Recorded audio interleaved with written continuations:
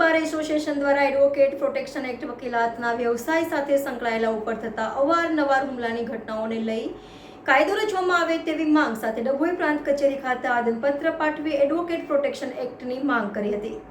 ડભોઈ સહિત સમગ્ર રાજ્યમાં વકીલના વ્યવસાય સાથે સંકળાયેલા વકીલ ઉપર થતા હુમલાઓ નાથવા સરકારમાં કાયદો ઘડવામાં આવે તેવી માંગ સાથે ડભોઈ વકીલ બાર એસોસિએશનના ઉપક્રમે ડભોઈ પ્રાંત કચેરી સેવા સદન ખાતે પ્રમુખ વકીલ આર.બી. ભટ્ટની આગેવાનીમાં આવેદનપત્ર પાઠવવામાં આવ્યું। કોર્ટ કચેરી ગેટ પાસેથી રેલી યોજી ડભોઈ કોર્ટના તમામ વકીલો એડવોકેટ પ્રોટેક્શન એક્ટની માંગ સાથે આવેદનપત્ર પાઠવ્યું હતું અને એડવોકેટ પ્રોટેક્શન એક્ટની માંગ કરી હતી। આવેદનપત્ર પાઠવવા પ્રમુખ સાથે મંત્રી વકીલ એન.જે. બારોટ, વકીલ લતીશભાઈ પટેલ, વકીલ આરીફભાઈ મકરાણી, વકીલ હર્ષિલ જોશી, વકીલ પન્નાલાલ સહિત મોટી સંખ્યામાં બાર એસોસિએશનના વકીલો જોડાયા હતા। Reporter Uday Pandya, YNN news, Dabhoi.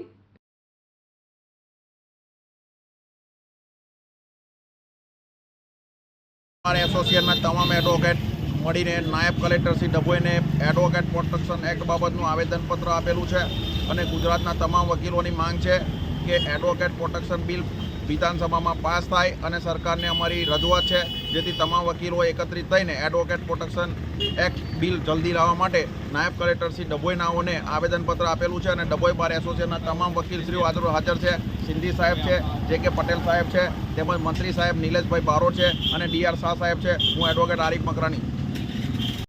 આજરોજ ગુજરાતમાં વકીલ મંડળોએ નક્કી કર્યા મુજબ એડવોકેટ પ્રોટેક્શન એક્ટનો જલ્દી અમલ થાય અને સરકાર એ કાયદો જલ્દી લાવે અને વકીલોને પ્રોટેક્શન આપે તેવી અમારી વકીલ મંડળોની માગ છે અને તે બાબતે દરેક વકીલ મંડળોએ આવેદનપત્ર આપવાનું હતું। આજરોજ અમે નાયબ કલેક્ટર શ્રી સાહેબને આવેદનપત્ર આપેલું છે અને વકીલોને જે તકલીફ પડે છે, વકીલો પર જે હુમલાઓ થાય છે એ હુમલાઓને રોકવા માટે સરકાર ત્વરિત અને તાત્કાલિક પગલાં ભરે અને એડવોકેટ પ્રોટેક્શન એક્ટ જલ્દી અમલમાં લાવે, કાયદો ઘડે અને જલ્દી અમલમાં લાવે તેવી અમારી વિનંતી છે। આ સરકાર કાયદો તરત ઘડી શકે એમ છે, એમની પાસે મેજોરિટી પણ છે અને કાયદો તરત અમલમાં લાવે અને એ માગને સ્વીકારે અને જલ્દી એનો અમલ કરે એવી અમે નામદાર ગુજરાત સરકારને પણ વિનંતી કરીએ છીએ।